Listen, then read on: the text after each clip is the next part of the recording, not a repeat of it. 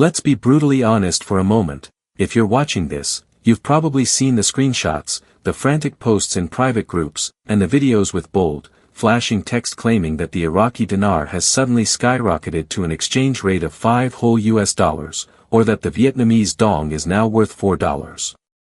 Your heart probably skipped a beat. A mixture of excitement, disbelief, and that long-held hope that finally, the life-changing windfall you've been waiting for has arrived.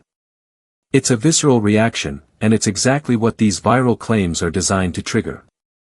But before we let that emotional wave carry us away, we need to anchor ourselves in the cold, hard, and unglamorous reality of global economics. What you are witnessing is not a financial miracle, it is a digital age phenomenon of misinformation, one that preys on the hopes of millions. The truth is, there has been no official announcement from the Central Bank of Iraq, no confirmation from the International Monetary Fund, no bulletin from the U.S. Treasury, and absolutely no movement on any legitimate, traded forex market that would even remotely suggest such a cataclysmic shift in value. These claims exist solely within the echo chambers of social media and on the websites of gurus who have a vested interest in keeping the hype alive. So, where did this specific $5 dinar number even come from?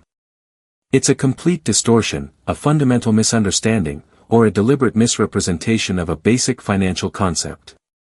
You see, when you look at the exchange rate, you see a number like 1,460 Iraqi dinars for $1 US. The viral claim mistakenly, or deceptively, tries to invert this number. They take 1 divided by 1460 and get a figure around 0.00068, which represents how many US dollars 1 dinar is worth.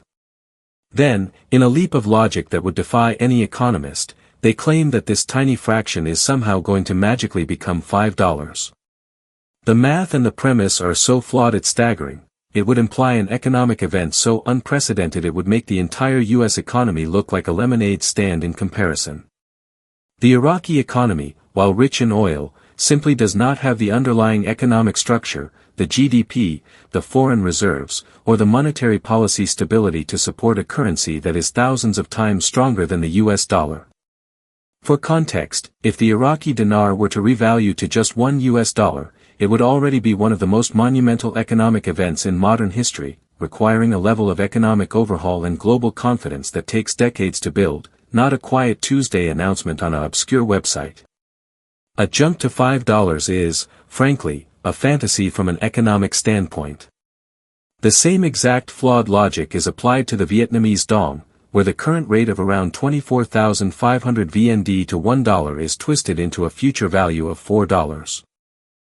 The promoters of this theory ignore the fundamental reason these currencies have high nominal values against the dollar. It's often a result of historical inflation and monetary policy decisions made decades ago, not an indicator of their future potential for a massive revaluation. They are confusing the exchange rate with the value of the currency itself. A high nominal exchange rate, meaning you need a lot of a local currency to buy $1, is typically a sign of a historically weaker currency, not a hidden strength waiting to be unlocked.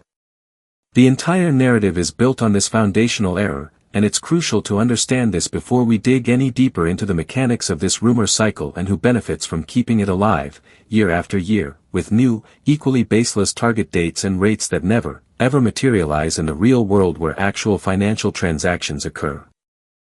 Now that we've shattered the foundational myth of the inverted exchange rate, let's pull back the curtain on the real engine that keeps this rumor mill running at full speed, year after year, despite all evidence to the contrary.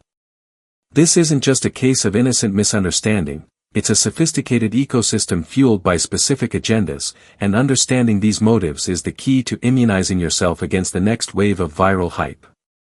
The most prominent players in this space are the so-called gurus and the vendors who sell these currencies directly to the public.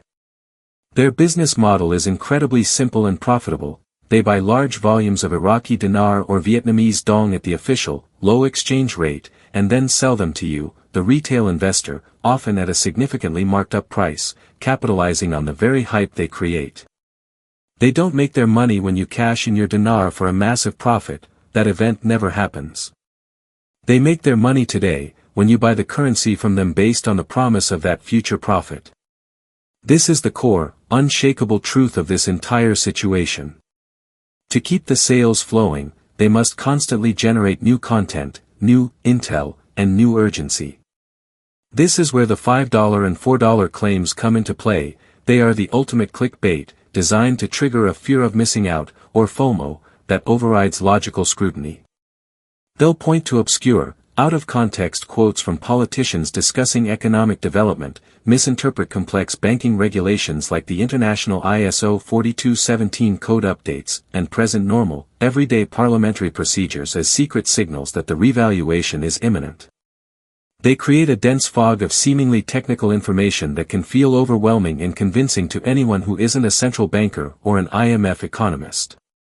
Furthermore, they foster a powerful sense of community within their groups and forums, creating an environment where questioning the narrative is seen as negativity or being a naysayer, while blind faith is rewarded with status and access. This creates a perfect feedback loop where the believers themselves become evangelists, amplifying the message without any critical analysis. It's crucial to ask yourself a very simple question: if these gurus had access to genuine, confidential information about the greatest wealth transfer in human history, why would they sell that secret for a few $100s in a YouTube membership or a premium newsletter? The logic collapses under its own weight. The second group perpetuating these myths are the well-intentioned but misinformed investors themselves, who, after years of holding the currency, have a powerful psychological need for the investment to be validated. This is known as the sunk cost fallacy, where the more time, money, and emotional energy you invest in a belief, the harder it is to abandon it, even in the face of overwhelming contrary evidence. They share every new rumor not out of malice, but out of a desperate hope that if enough people believe it, it might somehow become true.